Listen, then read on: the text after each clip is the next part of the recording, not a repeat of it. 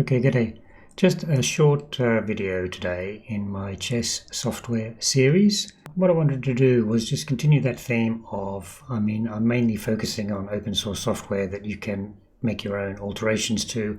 And basically, if you're studying chess, your own tools, which you can use for, analyzing games or displaying graphics or visualizing chess games.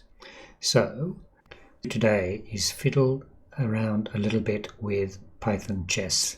Now, I've used that quite a bit in the past, and you've seen me use it. It's a real workhorse. Quite a lot of my scripts into like endgame table bases and so on use Python chess, and a lot of the graphs I use in my blunders series are generated using Python chess.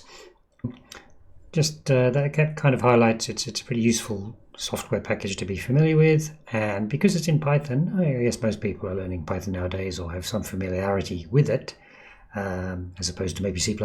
It can be a little bit less daunting to make desired changes to it. So what I'm going to look at today is just the SVG, Scalable Vector Graphics Renderer part of Python chess. Just one very small part of it. Now, for instance, you'll notice in the opening graphic there, that's a SVG chart, which I've modified a little bit, and it comes out of Python chess, and I've added the stars because I wanted stars. The base version doesn't have them. So I'll just explain very quickly how you might go about doing that. So let's do that. We'll just go across to the capture screen, a very simple screen today. So the first thing that you want to do is to locate Python chess, in particular SVG.PY, one of the scripts which when you install it gets downloaded to your computer. You can see there's a few SVG.PYs. The one we want is the Python 3.12 side packages chess.svg. That's what it is. And you can see that nowadays, if you install Python chess, it'll be in a managed environment. So that's why it's such a long-winded directory. However, we can just go in. If you were really going to change things, you might save a copy of it first. But I'm just going to go into that. And we'll have a look at it. We'll have a look at what SVG.PY is. Simply Python. And you can have a look at exactly what all these open source Python packages do. Now, just scroll down here. We'll quickly look at it. And you can see that what SVG.PY has at the top of it is a definition. These are all SVG definitions of, in that case, the letter B and the letter for bishop, letter K for king. So SVG.PY, basically it's just a path of lines which gets rendered in the spot you tell it to be rendered in. So there's R, small r, black rook, keep on going down, capital B, white bishop, so on, right? Now what we're interested in is that that's all the pieces, and then you got the coordinates, 1, 2, 3, 4, 5, 6, and so on. It's all good and good, right? A, B, C, D, H. So you need all those. Now what I'm interested in is XX. We'll have a look at where it's used. XX is that little plus. Let me just show you that. Cross, right? So that's what XX is. And if we go back to my capture, what I've done, all of this X is that, and YY is a star. I've done a star. You can create your own star in a lot of graphics packages where you can create a SVG. So we've got XX and YY. So we've now defined a vector graphic you can use. And let's go and have a look at where XX is used.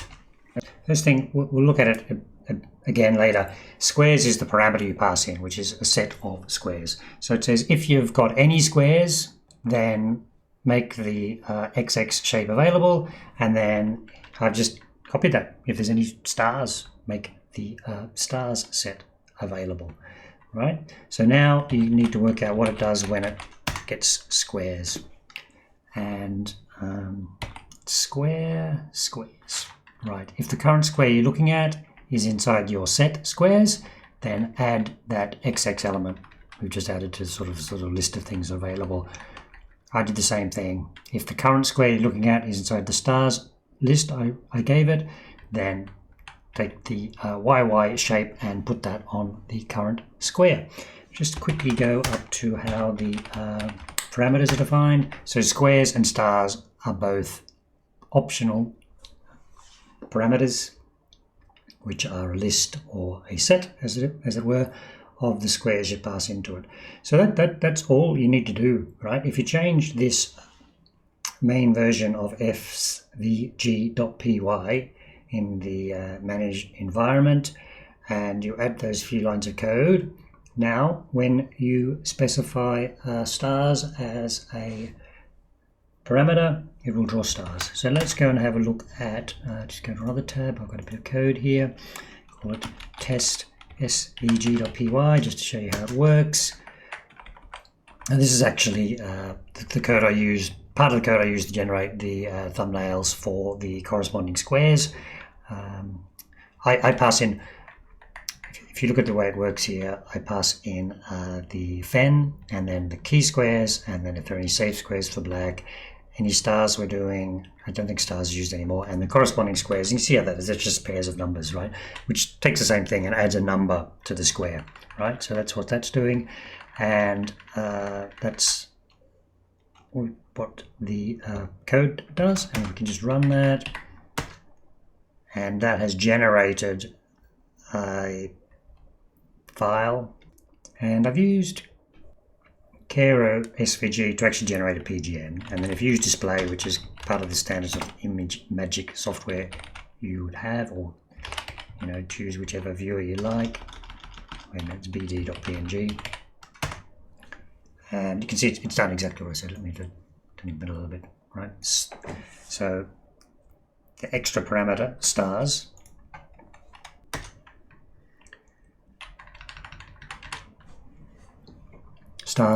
and squares are both passed in, and that's what it draws. Okay, I'm going to stop there for today. I hope that was useful. All I wanted to do was to give a bit of a taster of how you can modify some of the open source software we've been using and make that open source software do the analytics or the graphics which you want.